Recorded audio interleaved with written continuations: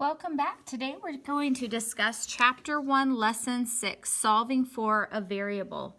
So the objective today is to solve a formula for a given variable and also to solve an equation in two or more variables for one of the following variables. So vocabulary, a formula, what that is an equation. A formula is an equation that states a rule for a relationship among quantities. A formula is an equation that states a rule for a relationship among quantities. So we're going to be looking at some different formulas today. So whenever you're solving for a variable, there's some particular steps to follow.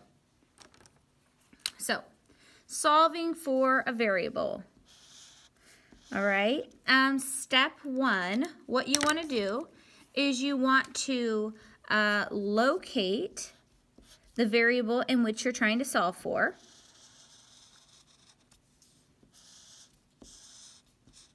Okay, and then the second, let me fix this right here. It's going to bother me.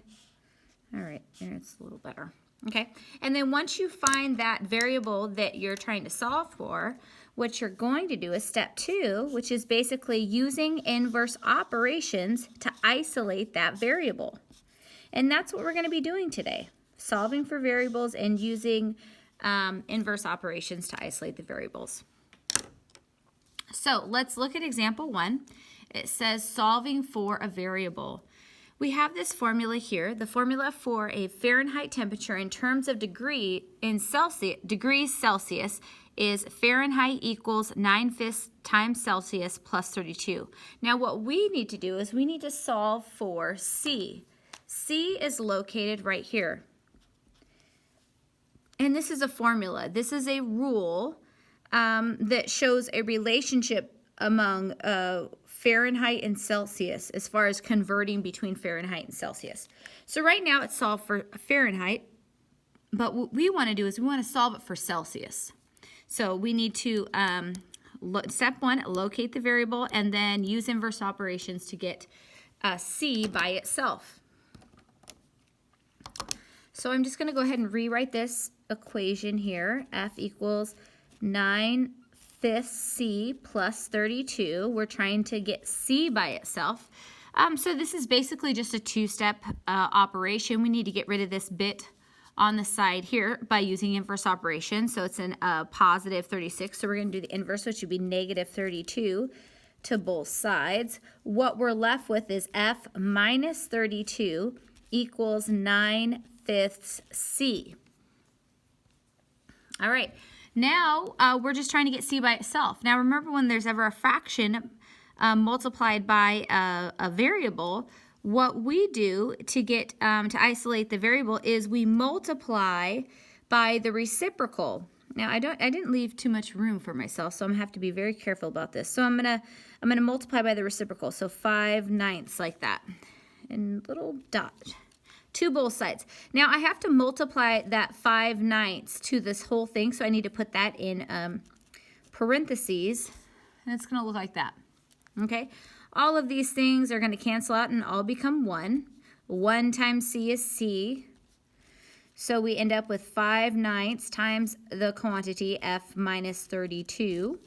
We're going to go ahead and use that symmetric property of equality to get C on the left side. And we have done it. We've solved for C and isolated the variable. And this would be our answer. All right, let's go ahead and look at the next one. It says B.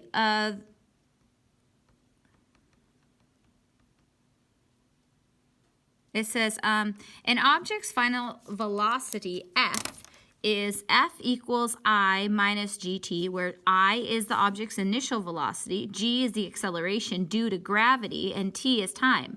What we need to do is we need to solve for I. So I'm going to go ahead and rewrite this equation.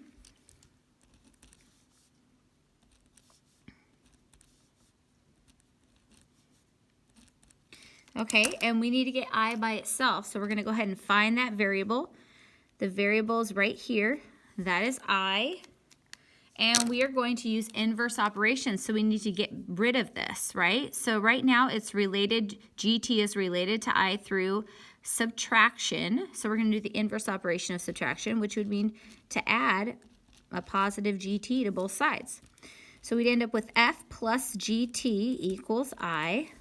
And then let's just do symmetric property of equality, flip it, because they're equivalent, and we want that variable on the left side that we solve for. And there's the answer right there. Okay, let's go and move on to problem C. Oh, problem C looks a little more complicated. Okay, problem C says the formula for a person's typing speed is S equals W minus 10E all over, and I think this line is extended a little far. The line should only be on this side of the equation. So I think that's a misprint. So it should just be that. W minus 10E all over M. That's what S equals. That's the formula. Where S is speed in words per minute, W is the number of words typed, E is the number of errors, and M is the number of minutes typing. So what we need to do is we need to solve for W. So I'm just going to go ahead and rewrite this equation. S equals W minus 10E all over M. Okay, so solve for W. So let's go ahead and find that W. It's right here. Okay, we want to get that W by itself, so we're going to isolate it.